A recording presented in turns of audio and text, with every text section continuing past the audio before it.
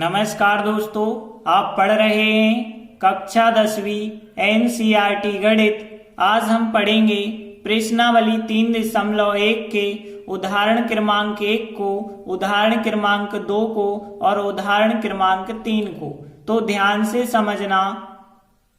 जैसे देखते हैं, उदाहरण नंबर 1 है, हम अनुच्छेद 3.1 में दिया गया उदाहरण लेते हैं। मतलब 3.1 में कुछ बातें कही गई होंगी, हमें उनके अनुसार चलना है। और बाद में क्या करना है कि अखिला किसी लड़की का नाम है, वो मेले में 20 रुपए लेकर जाती है और चरखी की सवारी करना और हुपला खेलना चाहती है। तो इन स्थितियों को बीजगणितीय तथा ग्राफीय ज्यामितीय रूपों में व्यक्त करना है। जैसे हमने प्रश्नावली 3.1 के सवाल किए थे, बिल्कुल वैसे ही सवाल हैं। तो देखिए, ये रहा अनुच्छेद 3.1। इसमें क्या है, अखिला अपने गांव के एक मेले में गई और वहां पे उसने चरखी और हुपला नामक खेल खेलना चाहती है वो। तो देखिए यहाँ पे चित्र देखिए, ये है चरखी, वो चरखी की सवारी करना चाहती है और ये हुपला खेल है जिसे वो खेलना चाहती है। अब आगे बताया गया है कि उसने हुपला खेल जितनी बार खेला उससे आधी बार उसने चरखे की सवारी की। तो यहाँ दो चीजें हो रही हैं, एक तो वो चरखे की सवारी कर रही है और एक तो वो हुपला खेल खेल रही है। तो यहाँ पे एक को हम x मान के चलेंगे, एक को y मान के चलेंगे। मान के चलेंगे कि चरखे की सवारी उसने x बार की और जो हुपला खेल है उसे उसने y बार खेला। तो देखिए, हम मान के चले अखिला ने x बार चरखी की सवारी की तथा y बार हुपला खेल जो है उसे खेला है। तब प्रश्नानुसार, अब देखिए प्रश्न में क्या दिया गया है, जितनी बार उसने हुपला खेल खेला उससे आधी बार चरखे की सवारी की। तो देखिए क्या कहा गया है, हुपला खेल जितनी बार उसने खेला है उससे आधी बार चरखे की सवारी की। मतलब हुपला खेल खेलने की संख्या बराबर चरखे की सवारी करने की संख्या की आधी है। आधी मतलब 1/2। अब देखिए हुपला खेल कितनी बार खेला है, y बार, तो y हो गई उसकी संख्या। और यहाँ पे 1/2 चरखे की सवारी कितनी बार की है, x बार, तो यहाँ पे y बराबर 1/2x बन गया। अब आप चाहें तो यहाँ से त्रियक गुणा भी कर सकते हैं। तो देखिए 2 का गुणा y से हो जाएगा, 2y होगा। और यहाँ पे बटे में कुछ नहीं है, 1 माना जाएगा, तो 1 का गुणा 1x से करेंगे तो x ही होगा।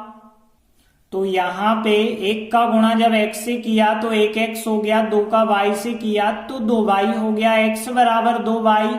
इसे हम ऐसा भी लिख सकते हैं, x - 2y बराबर कुछ नहीं बचेगा, 0। ये बन गया समीकरण नंबर 1। अब देखिए आगे हम प्रश्न पढ़ते हैं।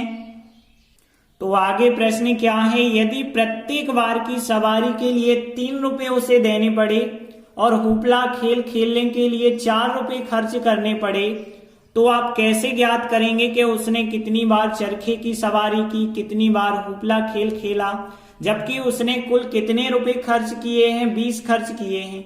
एक चीज आप देखिए कि उसने चरखे की सवारी 3 रुपए के हिसाब से की है और जो हुपला खेल है वो 4 रुपए के हिसाब से खेला है और कुल रुपए कितने उसने खर्च किए हैं, 20।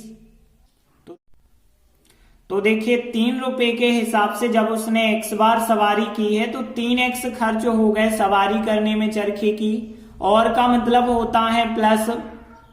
अब 4 रुपए के हिसाब से y बार हुपला खेल खेला, मतलब 4y खर्च हो गए इसमें, और कुल खर्च कितने हुए हैं, 20 खर्च हुए हैं। ये बन गया समीकरण नंबर 2। तो समीकरण 1 और 2 जो बनाए हैं ये कहलाते हैं बीजगणितीय रूप।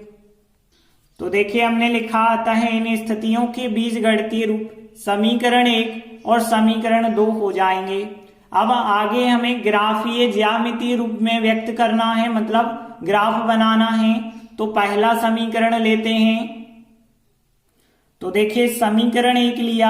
अब देखिए इसे हम ऐसा कर सकते हैं, x बराबर 2y कर सकते हैं। अब हमें y का मान चाहिए तो 2 बटे में आ जाएंगे, और 2 बटे में आएंगे तो आप यहाँ पे देखेंगे y बराबर x बटे 2 बन जाएगा, या फिर 1 बटे 2 भी हम कह सकते हैं। तो यहाँ पे y बराबर कितना हमने बना दिया है, 1 बटे 2x लिख सकते हैं, या फिर x बटे 2। देखिए ये तो हमें बिल्कुल शुरुआत में यहाँ पे बनाया था, तो कोई प्रॉब्लम ही नहीं जाएगी। अब हम इसमें x का मान रखेंगे और y का मान ज्ञात करेंगे। जैसे देखिए x बराबर 0 रखते हैं तो y बराबर 1 बटे 2 इंटू 0 करेंगे, 1 बटे 2 का 0 से गुणा करेंगे, पूरी संख्या 0 हो जाएगी। आगे हम x बराबर, देखिए यहाँ 1 नहीं रख रहे क्योंकि 1 से 2 नहीं कट पाएंगे, हमें संख्या काट के सरल बनानी है, तो हम सीधा 2 रख देते हैं। तो y बराबर कितना प्राप्त होगा फिर, 1 बटे 2, और यहाँ पे 2 रख रहे हैं तो 2 से 2 तो कट जाएंगे, केवल कितना बचा होगा, 1। अब हम टेबल बना लेते हैं। तो देखिए इस प्रकार से टेबल बनाएंगे। x का मान 0 जब हमने रखा तो y का मान 0 प्राप्त हुआ है, इसका मतलब 0 0, और जब 2 रखा है तो y का मान 1 प्राप्त हुआ है, तो 2 1। देखिए समीकरण 1 की तो हमने टेबल बना ली। अब हम समीकरण 2 को लेते हैं और इसकी टेबल बनाएंगे।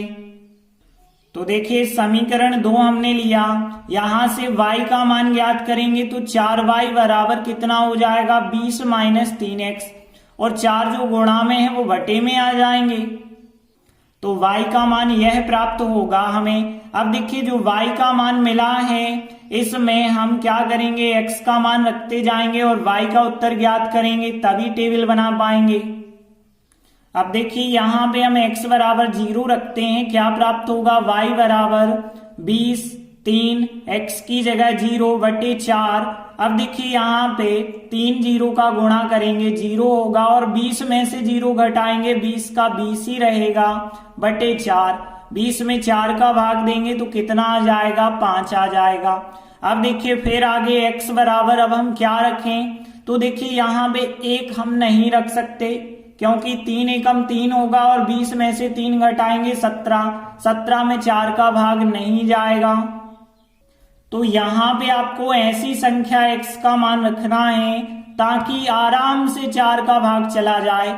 जैसे हम 4 रखते हैं तो x बराबर 4 रखने पर यदि हम देखें तो y बराबर यहाँ पे 20, 3 x की जगह 4 रखा है और बटे 4। आगे देखेंगे तो 20 माइनस 4 3 12, और 20 में से 12 घटाएंगे 8, और 8 में 4 का भाग आसानी से चला जाएगा। तो ध्यान रखना ऐसी संख्या आनी चाहिए कि नीचे वाली संख्या का आसानी से भाग चला जाए।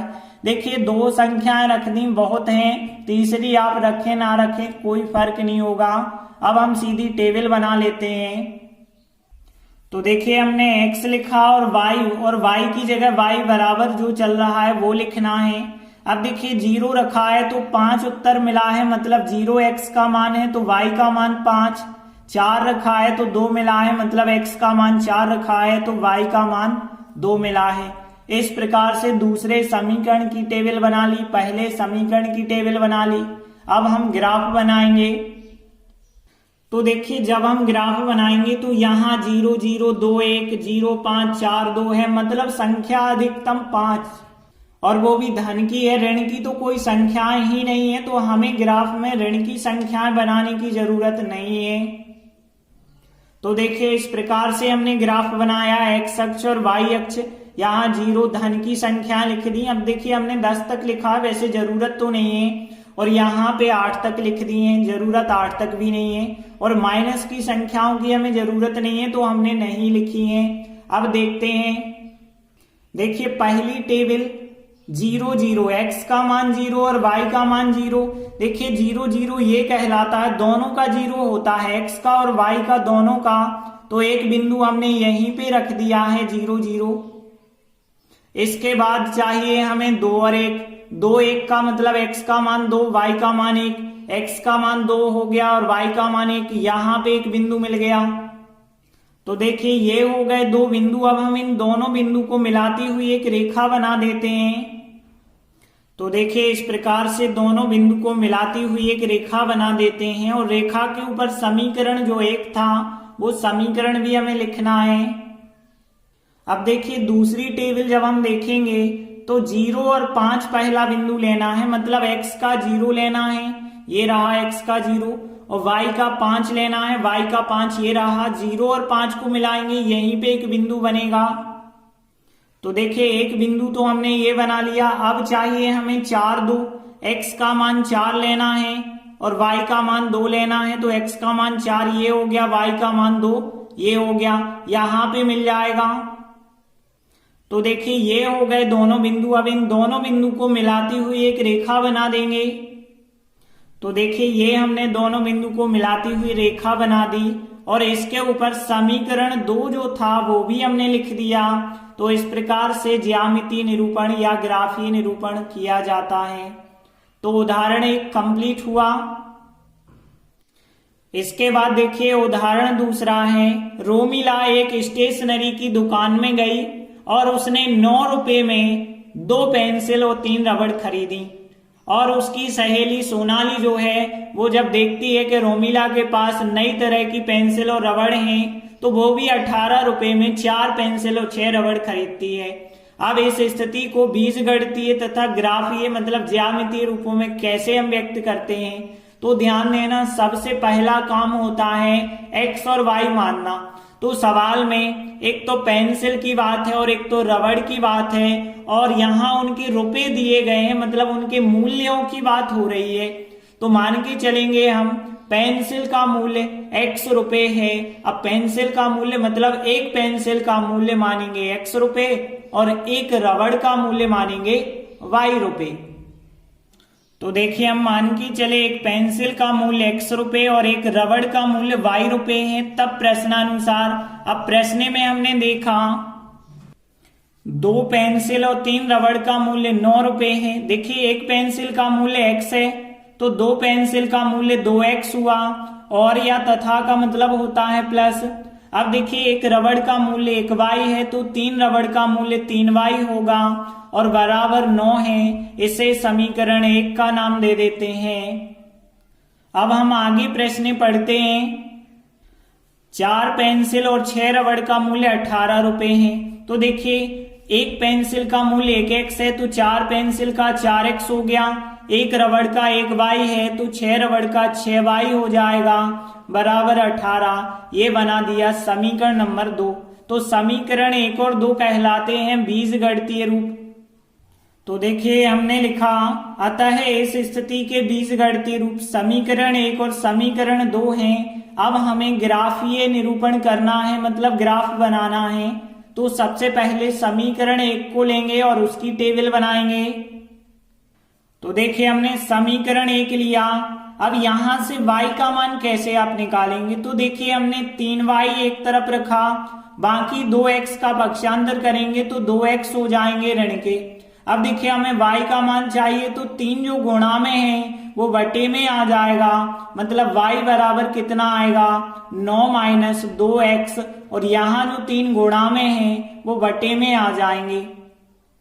तो देखिए यहाँ जो y का मान आया है इसमें अब हम x का मान रखेंगे और y का उत्तर ज्ञात करेंगे, तभी टेबल बनाई जा सकती है। जैसे हम यहाँ पे एक संख्या 0 रखते हैं तो हमने लिखा x बराबर 0 रखने पर देखिए y बराबर क्या आएगा 9, 2 x की जगह 0 रखेंगे बटे 3, यहाँ 9 देखिए 2 और 0 का गुणा करेंगे तो कितना आएगा 0 और 9 में से 0 घटाएंगे 9 ही आएगा बटे 3 और 9 बटे 3 मतलब 9 में 3 का भाग देंगे तो उत्तर कितना हो जाएगा 3। अब ध्यान रखना है आपको ऐसी संख्याएं रखनी है कि जो भी यहाँ पे बचे उसमें 3 का भाग चला जाए। जैसे हम x बराबर 6 रखते हैं तो देखिए यहाँ पे हमें क्या प्राप्त होगा, यहाँ पे सॉल्व करना होगा, x की जगह 6 रखा है। अब देखिए यहाँ पे 9, 6 दूनी 12 हो जाएगा बटे 3, 9 में से 12 घटाएंगे -3 बटे 3 मतलब 3 का 3 में भाग एक बार देंगे -1 प्राप्त हुआ। अब हम टेबल बना लेते हैं। तो देखिए इस टेबल में हमने 0 रखा x का मान, तो उत्तर कितना प्राप्त हुआ 3। मतलब x का मान 0 रखा तो y का मान 3 प्राप्त हुआ। 6 रखा तो -1 आया, तो 6x का मान, तो y का मान -1। तो देखिए समीकरण 1 की टेबल हमने बना ली। अब हम समीकरण 2 लेंगे। तो देखिए हमने समीकरण 2 लिया है, यहां से y का मान निकालेंगे तो कितना आएगा। देखिए 6y बराबर 18, 4x उस तरफ जाएंगे ऋण के हो जाएंगे, और फिर 6y आया है इतना, तो y कितना होगा 6 बटे में आ जाएंगे। तो y बराबर जो मान होगा वो 18 - 4x तो होगा, और 6 जो है वो कहाँ आ गए, बटे में आ गए। तो देखिए ये आ गया y का मान। अब यहाँ x का मान आप रखेंगे और y के मान ज्ञात करेंगे। जैसे हम x बराबर 0 रखते हैं, तो ध्यान देना जब हम 0 रखेंगे तो y बराबर 18, 4x की जगह 0 रखेंगे और बटे 6। अब देखिए यहाँ 18, 4 0 का गुणा करेंगे 0, और 18 में से 0 घटाएंगे तो 18 ही आएंगे, बटे 6 का भाग 18 में 3 बार जाएगा, तो y का उत्तर 3 आ गया। अब देखिए ऐसी संख्याएं आपको रखनी पड़ेंगी कि 6 का आसानी से भाग चला जाए। तो अब हम रखते हैं जैसे 3, तो x बराबर 3 रखने पर यदि हम देखें तो y बराबर यहाँ पे 18, 4, 3 रख रहे हैं और बटे में कितना है 6 है। अब देखिए यहाँ 4 3 12 होगा, और 18 में से 12 घटाएंगे तो कितना आएगा 6 बटे 6 का 6 में भाग देंगे तो एक बार जाएगा। तो अब हम समीकरण 2 की भी टेबल बना सकते हैं। तो देखिए इस प्रकार से टेबल बनाएंगे, एक जगह x और एक जगह y लिख देते हैं, जो भी y है। अब देखिए 0 रखा तो 3 उत्तर, 0 x का मान है तो y का मान 3 है। 3 यदि x का मान लेते हैं तो y का मान 1 प्राप्त होता है। तो देखिए दूसरे समीकरण की भी टेबल बन गई। अब हम ग्राफ बनाएंगे। देखिए जब हम ग्राफ बनाएंगे तो x अक्ष में ज्यादा से ज्यादा 6 लेना है, और y अक्ष में तो कोई प्रॉब्लम नहीं है, 3 तक लेना है, और माइनस में केवल 1 तक होना चाहिए। तो इस प्रकार से हमें ग्राफ बनाना है। तो देखिए इस प्रकार से हमने ग्राफ बनाया। ये हो गया x अक्ष में थोड़ी ज्यादा 6 तक संख्या चाहिए, हमने थोड़ी और ज्यादा लिख दी। देखिए y अक्ष में ज्यादा चाहिए नहीं, 3 तक चाहिए, हमने और थोड़ी आगे लिख दी है। और ऋण की संख्या ज्यादा से ज्यादा 1 चाहिए और हमें जरूरत ही नहीं है। अब देखिए पहली टेबल को देखें, 0 और 3, x का मान 0 और y का मान 3, x का मान 0 ये हो गया और y का मान 3 ये हो गया, तो एक बिंदु यहां मिल गया। दूसरा बिंदु देखिए यहाँ 6 और -1, x का मान 6 ये रहा, y का मान -1 ये रहा, दोनों को मिलाएंगे यहाँ एक बिंदु मिलेगा। तो देखिए ये हो गया बिंदु और ये हो गया, दोनों बिंदु को मिलाती हुई एक रेखा बनाएंगे। तो देखिए इस प्रकार से ग्राफ बन गया है, और इस पे आप जो है समीकरण 1 जो था वो लिख देते हैं। अब आगे हम दूसरे समीकरण पे आते हैं। तो देखिए दूसरा समीकरण जो है, पहला बिंदु 0 3 है। अब देखिए 0 और 3 बिल्कुल वही का वही बिंदु हो गया। फिर देखते हैं अगला बिंदु है 3 और 1। अब देखिए 3 1 कहाँ मिलेगा, x का 3 ये रहा, y का 1 ये रहा, दोनों को मिलाएंगे तो यहीं पे मिल जाएगा। तो एक बिंदु ये रहा, दूसरा बिंदु ये रहा, दोनों को मिलाती हुई आप रेखा बनाएंगे तो बिल्कुल इसी के ऊपर से आएगी।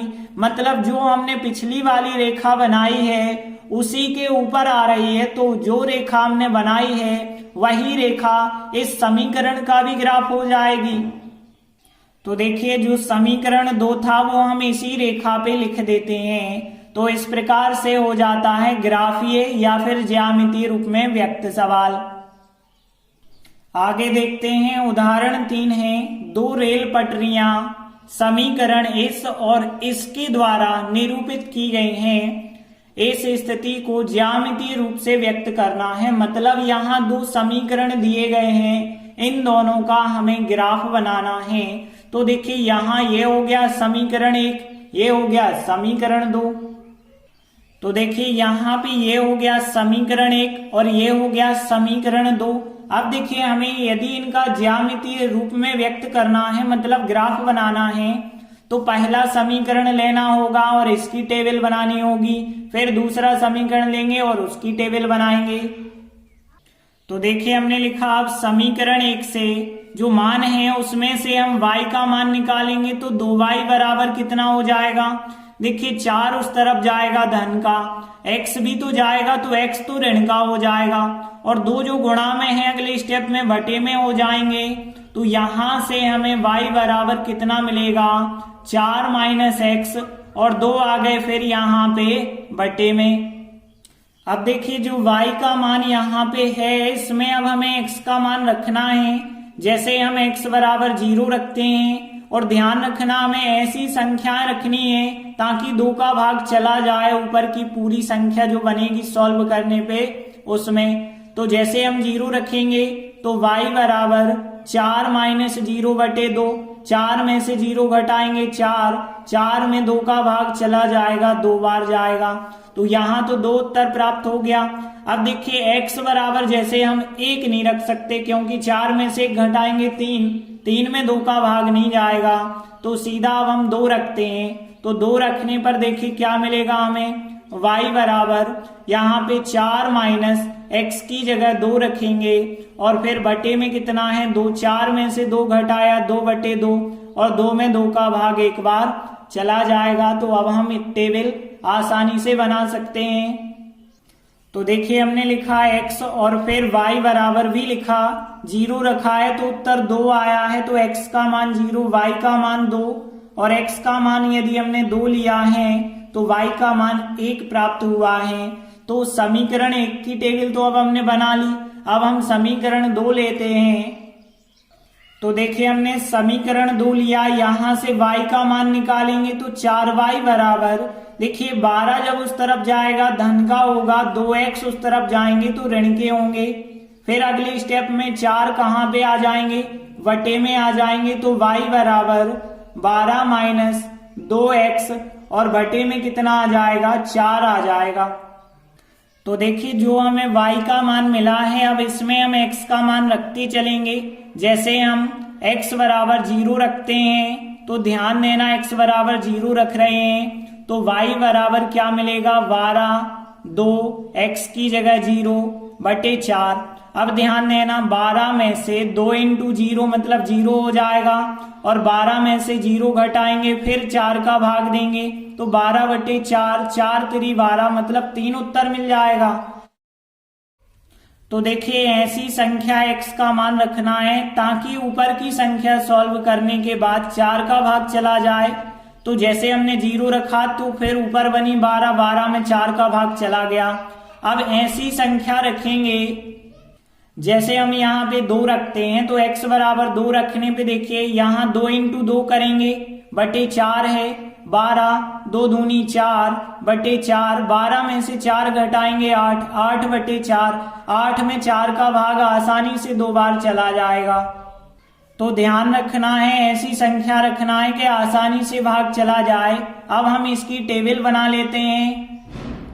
तो देखिए टेबल बनाई, x और y के बराबर जो है वो लिखा, 0 रखा है तो 3 उत्तर आया है तो 0 और 3 यहाँ लिख देते हैं, 2 रखा है तो 2 उत्तर आया है तो 2 और 2 लिख देते हैं। देखिए दोनों समीकरण की टेबल हमने बना ली, अब हम ग्राफ बनाएंगे। तो देखिए यहाँ हमें ज्यादा संख्याओं की जरूरत नहीं है, 0 2 2 1 0 3 और 2 मतलब 3 से ज्यादा की तो जरूरत है ही नहीं, और माइनस की संख्याओं की भी जरूरत नहीं है। तो देखिए इस प्रकार से हम ग्राफ बना लेते हैं, ज्यादा संख्याओं की जरूरत नहीं है तो इतनी संख्याओं में काम चल जाएगा।